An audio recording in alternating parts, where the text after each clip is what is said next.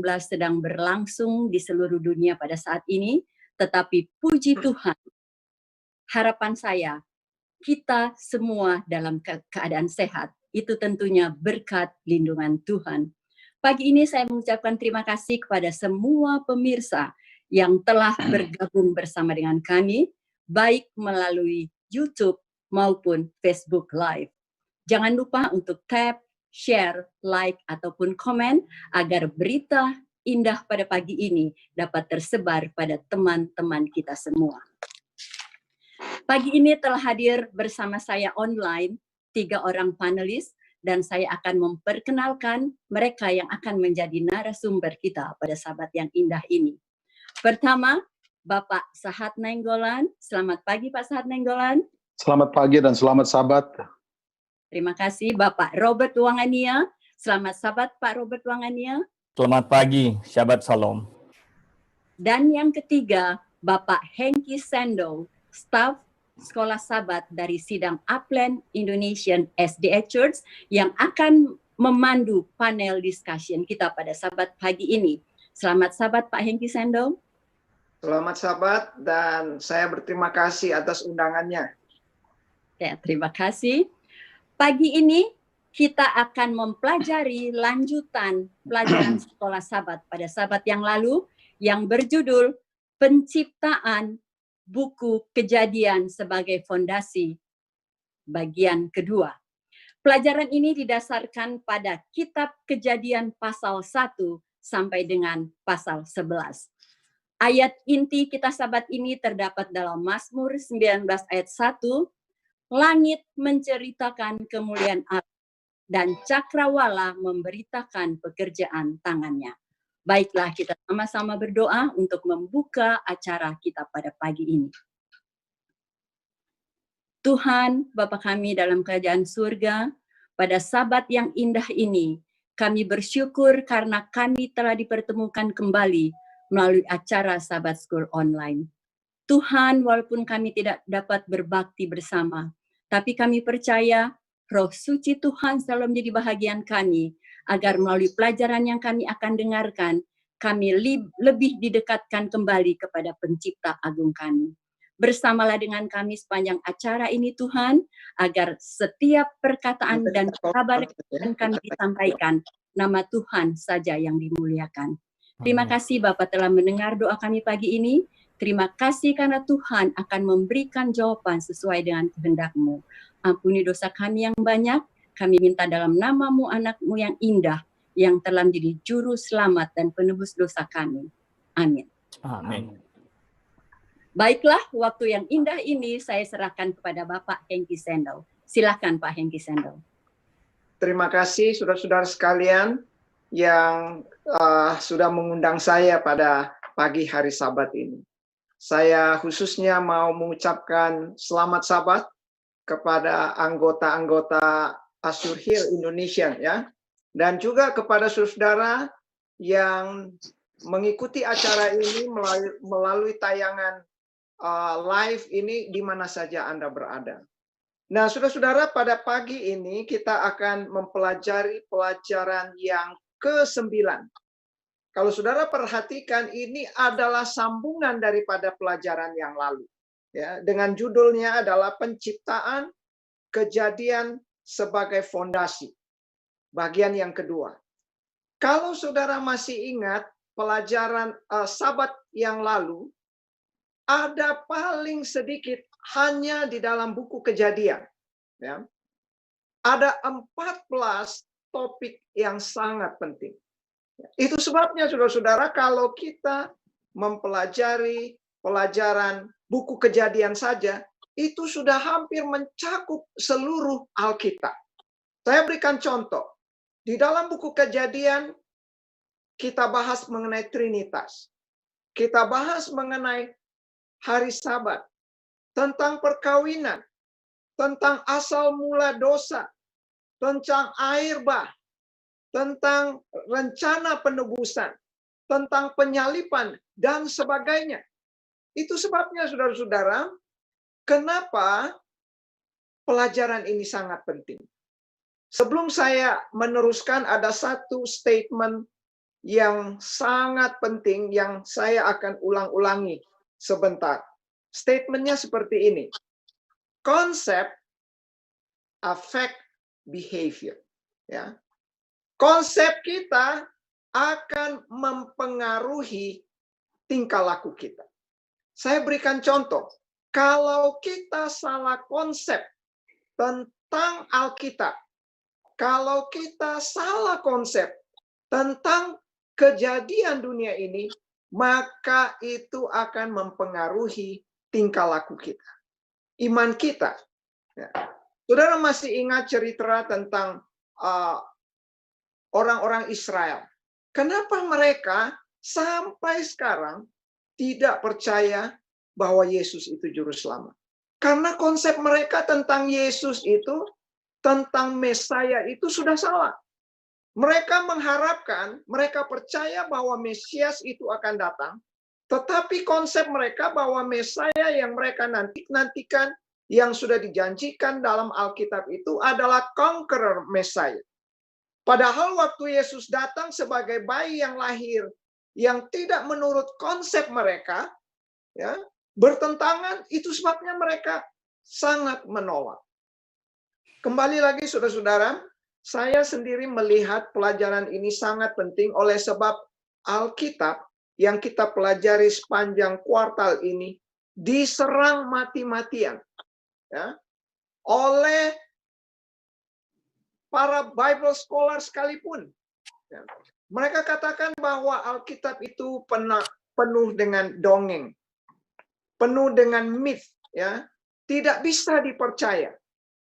Kalau saudara pelajari di abad pertengahan, pikiran manusia itu belum kritis. Apa yang dikatakan gereja, itulah yang benar. Saya katakan di abad pertengahan ini, kalau saudara saya katakan gereja, saudara tahu, yaitu gereja Katolik. Apa yang mereka ajarkan ditelan bulat-bulat. Contoh, ya, ada istilah gereja ajarkan bahwa matahari ini yang mengitari bumi. Itu yang disebut dengan geosentrik. Bumi sebagai pusat. Gereja pada abad itu mengajarkan bahwa yang mengelilingi bumi ini adalah matahari. Lalu Galilei, seorang ahli astronomi, dia katakan salah. Yang mengitari itu adalah bumi bersama dengan planet yang lain. Matahari yang tetap lalu diputari.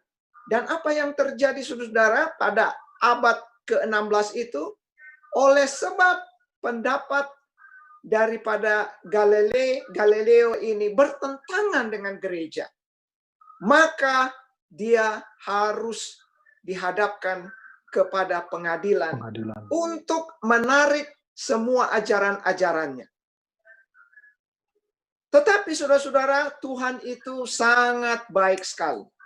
Ya, karena Alkitab ini dan apa yang ada di dalam Alkitab ini harus diketahui oleh penduduk dunia sebagai satu kebenaran, maka di tahun 1798 muncullah satu ilmu pengetahuan yang disebut dengan arkeologi.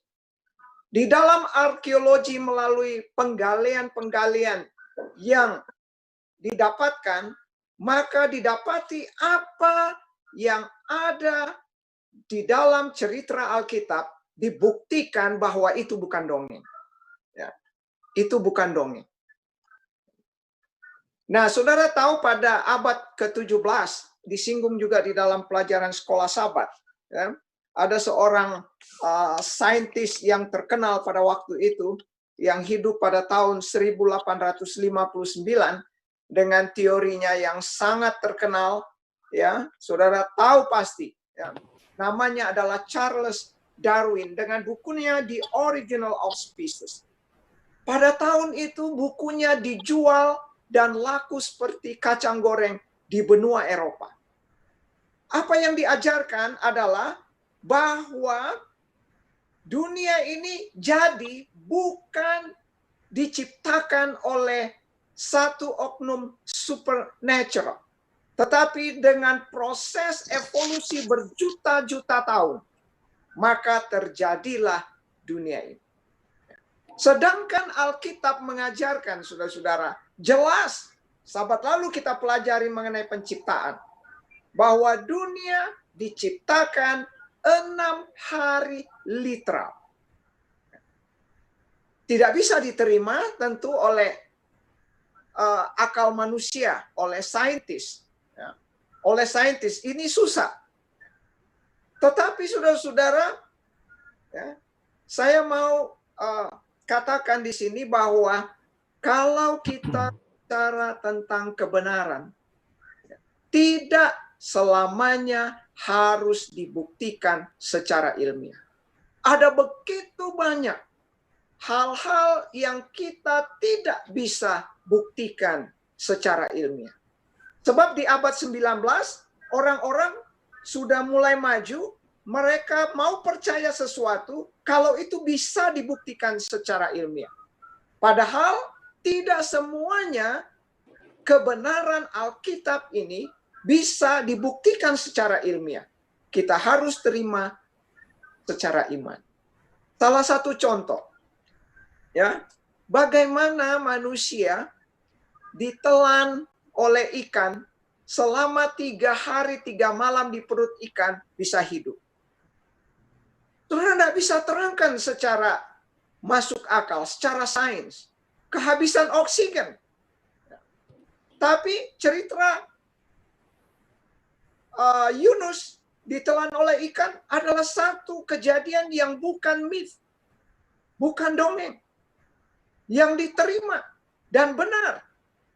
Bagaimana seorang wanita yang sudah umur 90 tahun, yang sudah mati haid, bisa mengandung dan melahirkan? Tidak bisa diterima secara sehat. Ya, kita harus terima secara iman karena Tuhan punya kuasa untuk itu. Jadi kembali lagi saudara-saudara, saya melihat pelajaran kita ini, kenapa penulis pelajaran sekolah Sabat ini singgung, karena Alkitab sekarang disinggung. Contoh cerita, ya, sebelum Musa tuliskan, ada begitu banyak cerita-cerita yang sudah muncul ratusan tahun sebelum cerita kejadian itu ditulis. Kalau saudara lihat di pelajaran hari Minggu, apa bumi itu datar atau bumi itu bulat? Ini bukan sekarang terjadi tangan. Sudah ratusan tahun zaman yang lalu, pada abad-abad 16, 17, 19. Ya. Sampai sekarang ini saya baru baca kemarin, ya, ada yang disebut dengan Flat World Society. Ya. Mereka masih percaya bahwa dunia ini datar. Apa yang membuat mereka percaya? Karena kalau saudara pelajari di dalam pelajaran hari Minggu itu juga, ya, seperti Ayub 26 ayat 7. Sepertinya kalau kita baca tulisan Ayub itu seolah-olah bahwa bumi itu datar. Jadi inilah yang membuat sampai para ahli, ya, percaya bahwa dunia ini datar. Padahal di dalam Yesaya pasal 40 ayat 22, Alkitab katakan bahwa Tuhan bertahta di bulatan bumi. Jadi saudara lihat ini, kadang-kadang kita terlalu banyak, ya, berdebat soal bumi ini datar atau apa? Bulat. Dan energi kita sampai begitu habis hanya mempersoalkan seperti ini. Nah, saudara-saudara, di dalam mempelajari Alkitab atau membaca Alkitab, ayat-ayat Alkitab, kita sudah pelajari beberapa sabat yang lalu. Bila mana kita dapat satu ayat, kita harus baca dengan konteksnya. kita tidak bisa membaca, mengambil ayat itu, lalu ayat itu kita aplikasikan dan kita interpretasi secara literal. Ya. Kita harus hubungkan konteks daripada ayat itu. Nah, lalu yang menarik bagi saya lagi, kalau saudara lihat di bagian hari Rabu, ada satu pelajaran yang penting hari Rabu. Ada istilah chronogenealogy. Ya. Ini memang asik bagi kita, saudara-saudara. Ya. Ini sebenarnya adalah terdiri dari dua kata. Krono itu waktu. Ya. Genealogy adalah apa? Kelahiran. Silsilah. Ya. Silsilah. Jadi chronogenealogy adalah silsilah urutan waktu yang diatur sangat teratur. Di dalam pelajaran ini cerita tentang Kejadian pasal 5 ayat 11. Nah, kalau saudara hanya baca begitu, untuk apa ini dua pasal ini? Ya, bapak-bapak kita yang zaman dahulu, ya, di sini dikatakan, contoh ya, orang yang pertama hidup sekian tahun, lalu memperanakan orang yang kedua. Orang yang pertama itu memperanakan orang kedua, hidup sekian tahun, lalu memperanakan anak-anak perempuan. Lalu setelah itu, orang yang pertama mencapai umur sekian tahun. Nah, kalau kita hanya baca itu ayat seperti itu, kita tidak akan mendapat apa-apa. Tetapi setelah kita pakai apa yang disebut dengan chronogenealogy, maka dengan cara ini, metode ini, umur dunia bisa dihitung. Jadi penting. Jadi ini penting. Sekarang saintis mengatakan bahwa dunia ini jutaan tahun. Ya. Nah, kita yang belajar Alkitab, percaya dengan sungguh-sungguh bahwa Alkitab ini adalah diinspirasikan oleh Tuhan. Umur bumi ini hanya sekitar 6.000 tahun. Dari mana kita tahu? Dari menghitung dari pasal 5 Kejadian dan pasal yang ke-11. Ya. Jadi, sekali lagi saudara-saudara, pelajaran kita saya lihat sangat menguatkan iman kita. Ya. Bukan hanya cerita-cerita mitos, ya, seperti penciptaan manusia. Sebelum Musa tulis Kejadian pasal 1, Kejadian pasal 2 yang disinggung tentang penciptaan Adam dan Hawa, itu cerita-cerita Mesir kuno sudah ada. Ada persamaannya bahwa mereka atau manusia itu diciptakan dari bahan lebu dan tanah. Tapi proses penciptaannya, cerita Mesir kuno, Mesopotamia, ya, dan Timur Tengah yang ditulis sebelum kejadian itu ditulis, ya, sangat berbeda. Inilah yang membuat para saintis menganggap bahwa Musa itu yang menulis buku Kejadian mungkin mengambil cerita-cerita daripada zaman-zaman sebelum itu yang sudah ada. Mitos-mitos, ya, cerita rakyat yang sudah ada. Nah, kembali lagi saudara-saudara, saya ingin tekankan kepada para pemirsa, ya, kita percaya bahwa Alkitab ini diinspirasikan. Beda dengan cerita rakyat yang terdapat dalam buku-buku yang lain. Beda dengan para saintis, ya, dengan ilmu pengetahuannya. Mereka tidak diinspirasikan oleh Tuhan. Tapi Alkitab adalah yang diinspirasikan oleh Tuhan. Nah, yang paling menguatkan saya adalah di dalam pelajaran hari Kamis. Tuhan Yesus sendiri banyak mengutip perjanjian lama. Rasul Paulus apalagi. Jadi perkataan-perkataan tentang perkawinan, tentang hari Sabat, itu melulu dikutip oleh Yesus dengan menggunakan perjanjian lama pada zaman itu. Memang perjanjian baru belum ada. Inilah lebih meyakinkan kepada kita bahwa apa yang dituliskan di dalam perjanjian lama, khususnya buku Kejadian yang pada Sabat ini kita pelajari, adalah benar-benar otentik, ya, benar-benar terjadi di dalam penciptaan itu. Hanya 6 hari literal. Benar, saudara-saudara, kita tidak selamanya bisa terangkan secara rasional.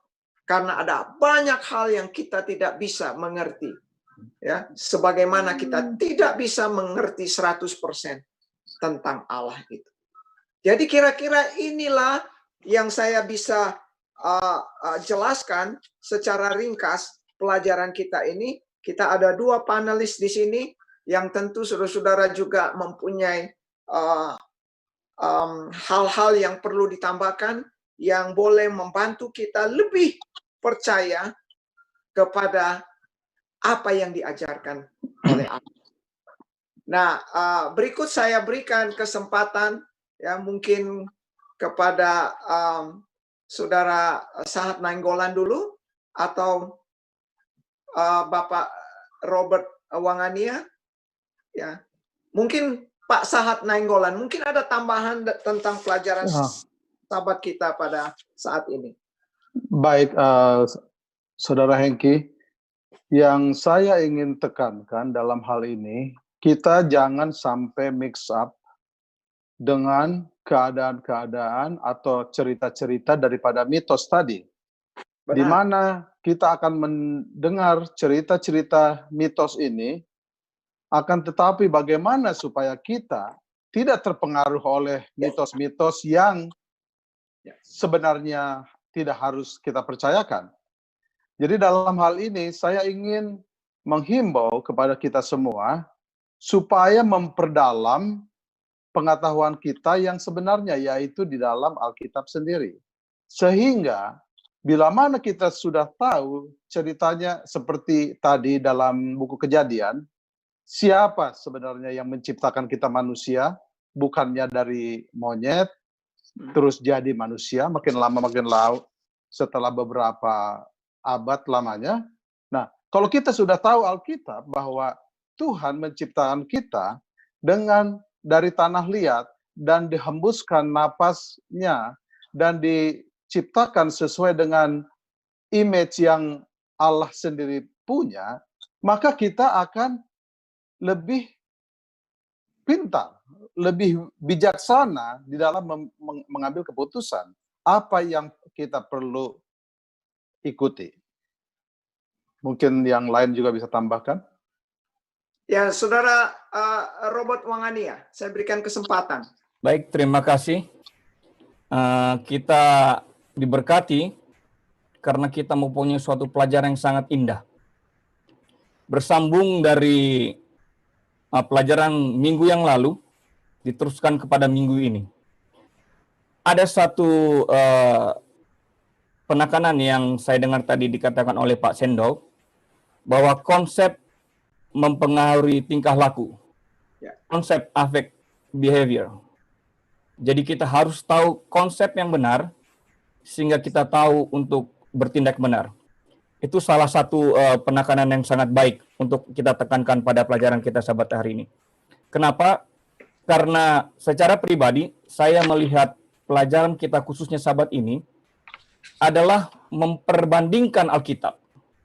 Yang saudara dan saya percaya, yang saudara dan saya yakini itu diilhami, yang kita pelajari pada awal pelajaran-pelajaran kita pada triwulan ini yang dikatakan merupakan landasan dasar dari kepercayaan kita, iman kita, dan doktrin kita, yang sedang diperbandingkan, dipertentangkan dengan sains, atau pemikiran manusia, dan mitos-mitos yang ada berkembang dalam kehidupan dan budaya manusia. Kenapa saya katakan demikian? Kita tahu, secara pribadi saya berpendapat, ini pendapat saya, koreksi saya kalau saya salah, bahwa tidak ada orang yang menjadi saksi mata ketika terjadi penciptaan. Demikian juga cerita-cerita mitos yang berkembang dalam budaya-budaya kuno. Tidak ada saksi mata yang mengatakan bahwa cerita itu benar. Tetapi saudara dan saya, penekanan kita pada Sabat hari ini, kalau saudara kembali kepada Sabat petang, ada beberapa pertanyaan yang di sana ditanyakan. Apakah Alkitab mengajarkan pandangan kosmologi kuno atau tidak ilmiah? Apakah catatan Alkitab hanya diserap dari bangsa-bangsa kafir di sekitarnya? Apakah Alkitab secara budaya dikondisikan oleh waktu dan tempatnya? Atau apakah sifat yang diilhami mengangkat kita pada pandangan yang lengkap tentang asal mula segala sesuatu dalam bingkai ketuhanan? Satu hal yang menarik, karena pertentangan antara Alkitab yang kita percayai dan kita pegang dengan apa yang dipercaya oleh orang lain yang tidak mempercayai Alkitab. Tetapi satu hal yang saya pegang setelah saya mempelajari ini, kalau kita baca dalam Ibrani pasal 11, ayatnya yang pertama sampai yang ketiga. Iman adalah dasar dari segala sesuatu yang kita harapkan dan bukti dari segala sesuatu yang kita tidak lihat. Sebab oleh imanlah telah diberikan kesaksian kepada nenek moyang kita. Ayat 3, karena iman kita mengerti bahwa alam semesta telah dijadikan oleh firman Allah, sehingga apa yang kita lihat telah terjadi dari apa yang tidak dapat kita lihat. Itu tambahan saya, Pak Hengki. Terima kasih banyak ya. Jadi memang memberikan kekuatan kepada kita. Nah, Saudara Robert tadi sebutkan tentang hari Sabat sore. Kalau saudara pelajari tentang teori evolusi, ya, yang digagas oleh Darwin, dan Darwin katakan manusia itu terjadi dari satu sel. Satu sel ini hidup, lalu berevolusi jutaan tahun, lalu menjadi monyet, akhirnya jadi manusia. Tapi kalau saudara tanya dari mana sel ini, dia nggak bisa jawab. Makanya di zaman evolusi itu timbul yang disebut satu aliran theistic evolution. Theistic itu adalah Tuhan. Ya. Teori evolusi, penganut teori evolusi ini menganggap benar sel ini diciptakan oleh Tuhan. Tetapi hanya sel diciptakan oleh Tuhan, evolusinya dia jalan sendiri. Saudara-saudara, saya mau ingatkan kepada para pemirsa yang ada di rumah yang mengikuti pelajaran ini. Ini serangan, saudara-saudara, bukan hanya pada zaman dahulu, ya, sampai zaman sekarang ini Alkitab itu diserang. Saya lebih spesifik, saudara-saudara. Di dalam gereja Masih Advent hari ke-7 sendiri saja mempunyai tanggapan-tanggapan yang berbeda. Dari mana? Karena tadi itu, konsep affect behavior. Setelah mereka mempelajari bahwa pemeliharaan hari Sabat itu, timbul pertanyaan, apakah Sabat hari ke-7 zaman dulu itu, ya, yang kita sekarang katakan hari Sabtu, sampai sekarang itu sama enggak? Makanya saudara-saudara kita ini mengambil pelajaran-pelajaran yang lain yang memakai misalnya dengan lunar system dan sebagainya untuk menghitung, ya. Nah, mereka lupa bahwa Tuhan itu berkuasa. Saya melihat sendiri, saudara-saudara, seperti saudara Robert katakan bahwa, ya, penyerangan kepada Alkitab ini dibaliknya adalah setan. Setan mau supaya kita salah konsep terhadap Alkitab. Semua yang diajarkan oleh Alkitab harus bisa diterima secara sensus, secara bisa diterima secara akal. Yang tidak bisa, kita tidak bisa menerima. Nah, kembali lagi, tidak ada yang bisa membuktikan penciptaan pada cuma Adam yang bisa. Nah, Adam juga sudah nggak ada. Ya. Tapi saudara-saudara, ya, cerita kebenaran, penebusan dan sebagainya itu setelah kita pelajari dalam Alkitab, ya, itu mereka turunkan satu persatu dari Adam kepada anaknya, anaknya kepada generasi berikutnya, ya. Dan sekarang kita berterima kasih masih ada bangsa Ibrani yang ada di Timur Tengah saat itu, yang masih memegang akan tradisi-tradisi yang diajarkan Alkitab dengan benar. Jadi, saudara-saudara, melalui pelajaran ini, ya, mudah-mudahan kita lebih dikuatkan. Memang saudara-saudara tidak gampang mempelajari Alkitab. Sudah sampai pelajaran 9 ini, kita tidak bisa baca Alkitab itu hanya mengambil satu ayat, ya, lalu kita interpretasikan ayat itu. Tapi kita harus melihat konteks ayat itu ditulis, wider konteksnya, dan sebagainya. Jadi terima kasih Saudara Robert dan Saudara Nainggolan yang sudah menambahkan pelajaran kita ini. Mungkin ada lagi yang lain-lain yang ingin ditambahkan oleh Saudara Nainggolan. Saya persilakan. Saya ingin tekankan lagi sedikit tadi yang sesuai dengan Saudara Hengki tadi katakan di dalam pelajaran hari Rabu, yaitu waktu dan penciptaan. Kalau kita kembali kepada teori Darwin tadi, teori evolusi itu, sudah jelas bahwa teori ini kita tidak seharusnya mempercayai, karena di dalam teori evolusi dunia ini sudah berabad-abad dan berubah dari satu bentuk ke bentuk yang lain, ya, seperti monyet menjadi manusia ataupun segala macam yang bisa berubah dibilang. Nah, di dalam pelajaran hari Rabu ini dikatakan waktu dan penciptaan. Tadi Saudara Hengki sudah katakan bahwa mulai dari Adam sampai kepada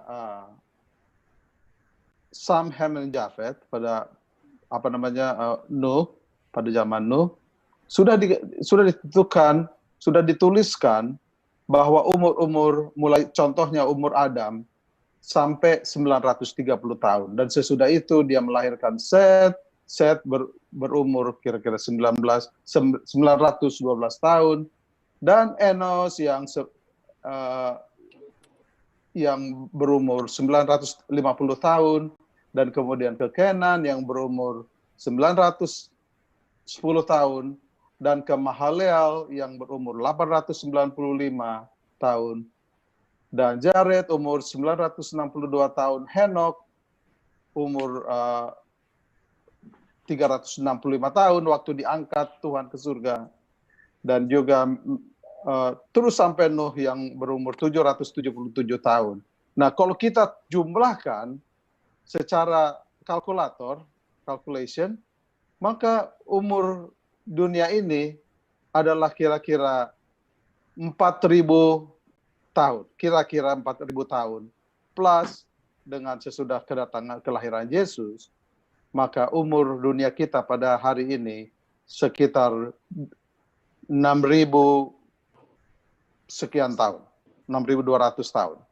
Jadi bagaimana kita mau bisa percaya akan ajaran teori Darwin tadi mengenai dunia ini sudah lama? Mulai dari, malah saintis yang lain mengatakan mulai dari mulai dari abu menjadi mengeras dan segala macam prosesnya, ya. Jadi kita harus menguatkan diri kita di dalam ilmu yang Tuhan sudah berikan kepada kita orang awam, yang harusnya kita sudah bisa mengerti apa yang benar dan apa yang tidak benar.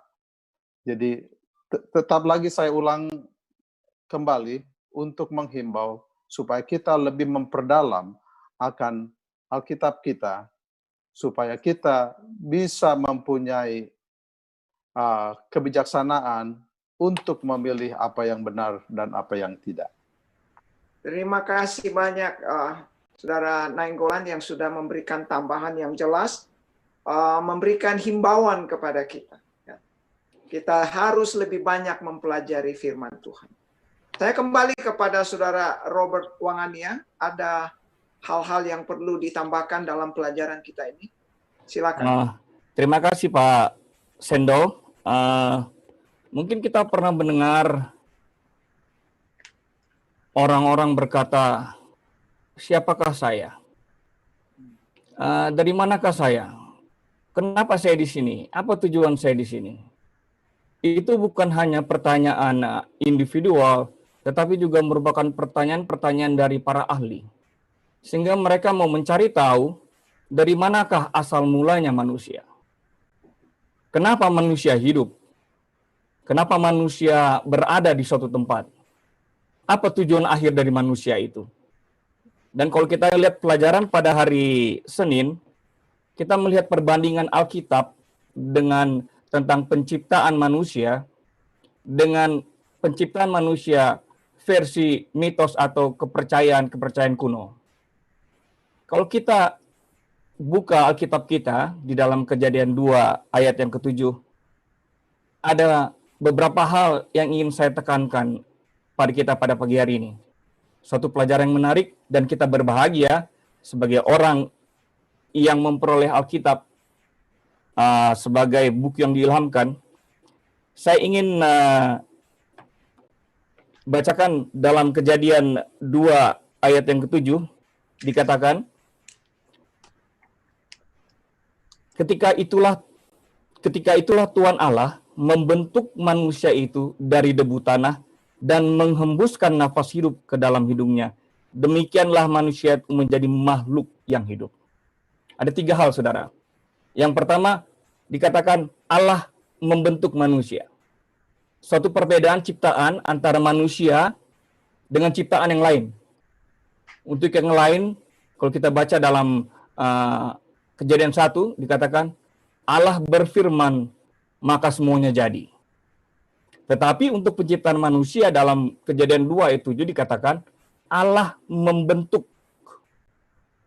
Ada suatu tindakan tersendiri yang dilakukan oleh Allah untuk menciptakan manusia. Di sini memberikan indikasi kepada saya pribadi bahwa ada perbedaan khusus, ada keistimewaan dari manusia terhadap ciptaan yang lain. Kemudian ayat itu lanjutkan, kemudian Allah menghembuskan nafas hidup, dan manusia itu menjadi makhluk yang hidup. Kalau kita baca ada kutipan di dalam pelajaran sekolah sahabat kita pada bagian akhir, hari Senin, paragraf terakhir, dikatakan catatan Alkitabiah sangat luhur dalam menggambarkan kemahakuasaan Allah yang merencanakan bagi manusia suatu maksud mulia dalam dunia yang sempurna. Pada akhirnya perbedaan jauh ini menyebabkan para sarjana menyimpulkan bahwa itu adalah cerita ciptaan yang sangat berbeda. Jadi kita bisa lihat di sini, dari ayat ini kita melihat bahwa penciptaan yang kita pahami sebagai orang Kristen dalam Alkitab ada sangat berbeda dengan penciptaan yang terjadi menurut cerita di luar Alkitab, baik itu budaya ataupun mitos maupun kepercayaan dari agama-agama kuno. Jadi saudara, kita suatu makhluk yang mulia dan kita berbahagia. Alkitab kita katakan bahwa Allah lah yang menciptakan kita. Jadi kita tidak perlu tanya siapa kita, dari mana kita, apa tujuan kita. Karena kita tahu ketika Allah menciptakan ada satu tujuan mulia buat kita. Walaupun akhirnya kita manusia jatuh ke dalam dosa, tetapi tetap ada satu tujuan yang Allah mau buat masing-masing saudara dan saya. Terima kasih Pak Sendo. Terima kasih banyak. Ini kalau saya mau simpulkan apa yang diterangkan oleh saudara Robert Wangania, bahwa manusia itu diciptakan bukan karena kebetulan, tetapi ada satu rencana Tuhan oleh kasih-Nya. Nah, kalau saudara perhatikan apa yang disebut tadi di dalam pelajaran hari Senin, inilah bedanya cerita-cerita penciptaan manusia dari Mesir kuno, ya. Mereka ciptakan atau dewa-dewa mereka ciptakan oleh karena dewa-dewa ini sudah kecapean. Karena kecapean di dalam penciptaan, maka mereka mau supaya ciptakan manusia untuk menanggung beban daripada dewa. Sangat bertentangan dengan apa yang diajarkan Alkitab. Nah, Alkitab mengajarkan kepada kita melalui buku Kejadian bahwa Tuhan menciptakan manusia itu sangat luar biasa. Setelah manusia diciptakan, ditempatkannya di Taman Eden. Diberikan dominion, diberikan kuasa kepada manusia itu. Ya. Bukan dijadikan pekerja paksa, ya, seperti yang diajarkan. Disinilah perbedaan yang sangat signifikan yang kita lihat. Kita berterima kasih, ya saudara-saudara, kita mempunyai Tuhan yang menciptakan kita bukan kebetulan, tetapi memang mempunyai satu maksud yang sangat indah kepada kita. Baik, Baik saudara-saudara. Pak Hengki, Ya. sebelum kita akan tiba pada closing remarks nantinya, ada satu pertanyaan yang masuk Ya. pada saya pagi Ya. ini. Bagaimanakah ajaran Alkitab tentang hidup dan mati sama sekali berbeda dari agama-agama besar dunia lainnya? Oke, pertanyaan yang sangat bagus ya dari yang sudah masuk. Bagaimanakah perbedaan antara hidup dan mati ya yang diajarkan oleh dunia dibandingkan dengan Alkitab? Mungkin nanti saya akan minta Bapak Nainggolan mungkin atau Saudara Robert, tapi sebelum itu saya mau berikan jawaban sedikit. Disinilah bedanya Alkitab ya. Ajaran dunia yang tidak kenal Tuhan bahwa seseorang hidup ya, lalu dia akan mati. Mati adalah akhir dari segala sesuatu. Itu sebabnya kalau saudara pelajari dalam sejarah Yunani filosofi mengajarkan karena kita akhirnya mati, kita harus hidup senang-senang sekarang. Pesta pora karena kita besok akan mati. Tapi setelah kita pelajari Alkitab, bahwa kehidupan manusia ini akhirnya itu bukan sampai di mati saja.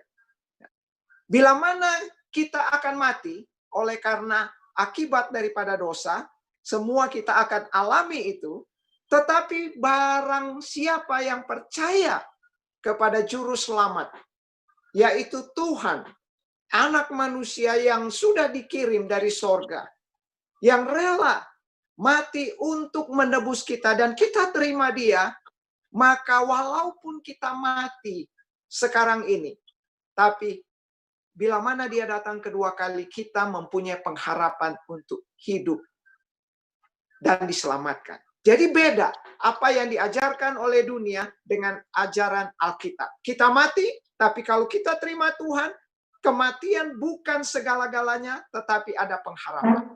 Ya, mungkin Saudara Nainggolan atau Saudara Robert ada tambahan lain, saya berikan kesempatan.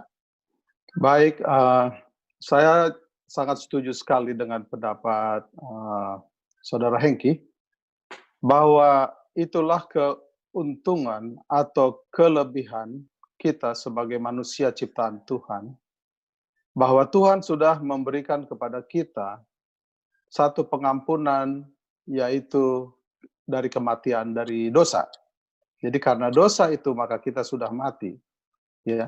Akan tetapi kita mempunyai pengharapan. Dengan kematian Yesus di kayu salib, Tuhan sendiri yang datang dari tempat yang maha tinggi, yang maha mulia, pergi datang ke dunia ini, hidup dan menunjukkan kehidupan yang suci, tanpa noda, dan dia mati untuk menebus kita.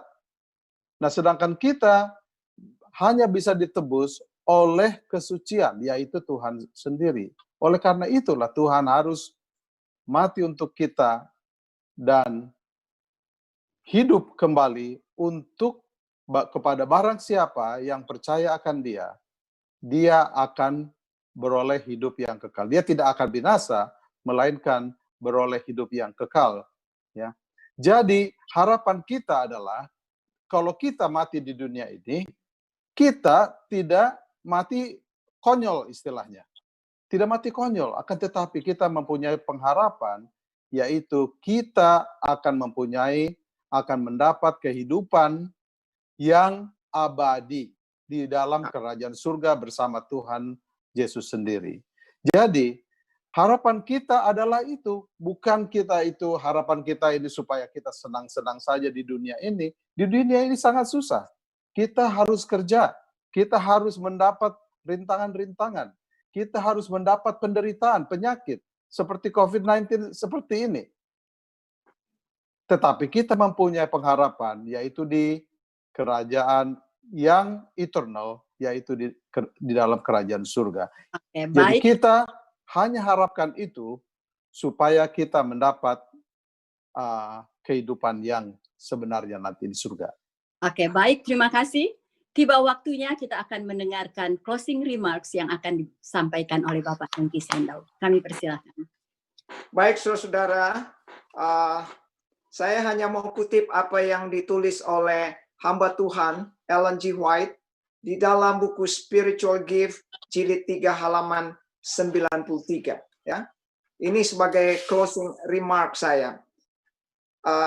Hamba Tuhan ini mengatakan ketika manusia meninggalkan firman Tuhan, sehubungan dengan sejarah penciptaan, dan berusaha menilai karya kreatif Tuhan berdasarkan prinsip-prinsip alam, mereka berada dalam lautan ketidakpastian yang tak terbatas.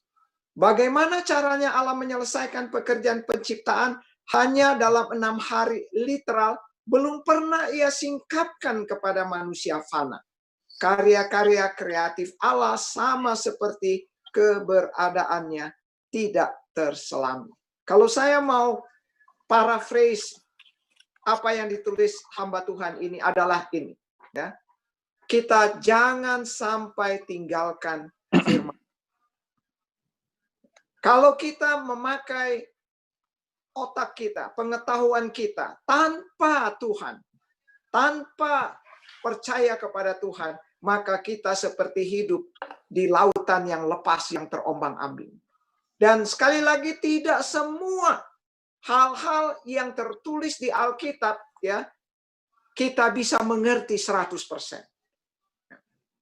Tetapi kita percaya dengan iman yang sudah dibacakan Ibrani tadi.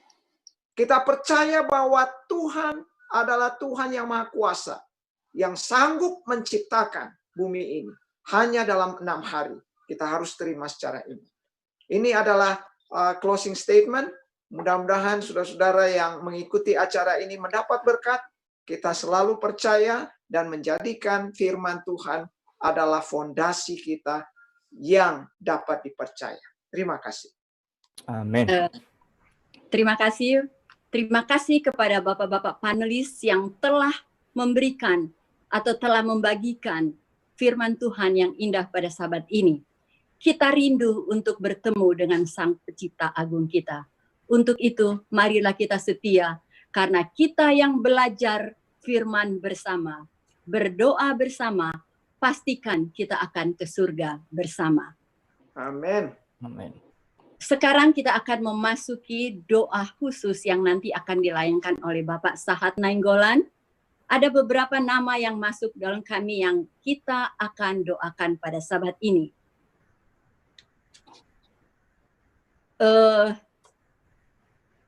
Yang sakit diantaranya sudah ada di media Gov saat ini, dan saya akan bacakan di sini juga beberapa nama. Maya Ngantung, Lamria Nainggolan, Risma Nababan, Mutiara Silaban, Ibu Tambunan, Bapak Elon Dolok Saribu, Ibu Minta Dolok Saribu, Bapak Almanar, Pendeta Mamanua, Deborah Pardede, Bapak William Inyo, dan Ibu Malingkas yang tadi malam ada di Loma Linda University Medical Center. Lalu yang berduka, keluarga Lester Limbong dan keluarga Detamor Kusum. Kepada Bapak Sahat Nainggolan kami persilahkan. Mari kita bersama-sama tunduk kepala dan berdoa. Tuhan Allah Bapa kami yang bertahta di dalam kerajaan surga, baru saja kami mengakhiri pelajaran sekolah sahabat bersama-sama dengan saudara-saudara kami dan semua para pirsawan yang bergabung dengan kami di dalam acara virtual ini. Walaupun demikian adanya dalam perbaktian ini, kami mengharapkan ya Bapa, agar Engkau menerima perbaktian kami ini dengan sebagaimana ada. Kami sangat berterima kasih kepadamu ya Bapa, karena Engkau memberikan kesempatan untuk kami masih tetap dapat berbakti, walaupun di dalam bentuk ini, dengan berkat yang sama. Supaya itu menjadi berkat kepada kami semua, dan menjadi kemuliaan kepadamu ya Bapa. Bapa, pada saat ini kami membawakan permintaan khusus kepadamu ya Bapa. Kami teringat akan saudara-saudara kami yang mengalami kesusahan. Terlebih-lebih pada saat ini kami sudah mendengar atau menerima kabar bahwa saudara-saudara kami, Saudara Deta Morpusung, dan juga Saudara Lester Limbong di Colorado yang telah mendahului kami. Kami mohon kepadamu ya Tuhan, supaya Engkaulah yang memberikan penghiburan yang sejati dan kekuatan yang datang hanya daripadamu saja ya Bapa. Untuk semua anak-anak, mantu, cucu, dan semua keluarga yang lain yang sudah ditinggalkan. Terlebih-lebih mereka yang sedang mengadakan urusan-urusan untuk acara kematian ini. Tuhan kiranya memberikan berkat untuk mereka. Ya Bapa, kami juga teringat kepada saudara-saudara kami yang sedang sakit ataupun yang masih memerlukan kesembuhan daripadamu ya Bapa. Kami teringat akan saudara kami Almanar, Bapak Huta Barat, Colorado, Saudari Lamria Nainggolan, Saudari Maya Ngantung, Saudara Floyd Rebok, Ibu Deborah Panggabean, Saudari Muti Silaban, Saudara Elon Dolok Saribu, dan juga Ibu Tambunan. Begitupun Hari Sagala, Minta Dolok Saribu, Pendeta Hama Manua, Saudari Risma Nababan, Saudara Purasa Marpaung, dan juga Bapak Inyo, dan juga Ibu Malingkas. Semuanya ini, teman-teman kami ini kami serahkan kepadamu ya Tuhan, supaya Engkaulah yang memberikan apa yang terbaik untuk mereka. Kami juga mendoakan orang-orang tua kami, senior kami, supaya Tuhan pun memberikan kekuatan dan kesehatan dan kekuatan iman kepada mereka semua Tuhan. Samping itu Tuhan, berkatilah juga umat-umat Tuhan di seluruh dunia, di Amerika baik pun Indonesia, pemerintahan kami ya Tuhan, supaya mereka mempunyai kebijaksanaan di dalam mengatasi akan COVID-19 ini, dan juga di dalam mengatur akan pemerintahan kami, supaya Tuhan selalu ditinggikan. Ya Bapa di surga, kami juga memohon supaya Tuhan memberikan pertolongan khusus untuk semua dokter-dokter, perawat, dan juga semua yang di dalam kesehatan, supaya mereka pun mempunyai kekuatan dan ketabahan. Bapa, hanya padamu-lah kami serahkan kehidupan kami dalam sisa hidup kami ini Tuhan. Berkatilah kami selalu, keluarga kami, anak-anak, dan semua saudara-saudara kami, begitupun pemirsa kami yang mendengar akan acara ini. Dalam nama Yesus Kristus, kami mohon doa ini. Amin. Amin. Amin. Oke, sekali lagi terima kasih kepada para panelis kami, Bapak Sahat Nainggolan, Bapak Robert Wangania, terlebih pada Bapak Hengki Sendol yang telah memimpin acara panel discussion kita Sabat pagi ini. Juga terima kasih kepada seluruh pemirsa yang sudah menyaksikan acara ini, juga sudah membagikan atau men-share acara Sekolah Sabat online pada Sabat pagi ini. Tidak lupa kami sampaikan juga banyak terima kasih kepada saudara-saudara yang bekerja di belakang layar. Tanpa saudara, acara ini tidak dapat berjalan. Terima kasih kepada Bapak Bobby Malingkas sebagai Production Manager, Bapak Cecep Sukarsa sebagai Technical Director, dan Bapak Bonar Suparmo sebagai Program Coordinator. Demikianlah acara Sabat School Online kita pada Sabat ini. Kita berjumpa kembali Sabat depan dengan judul pelajaran Sekolah Sabat Alkitab sebagai Sejarah pada waktu yang sama. Tuhan memberkati. Selamat Sabat. Terima kasih.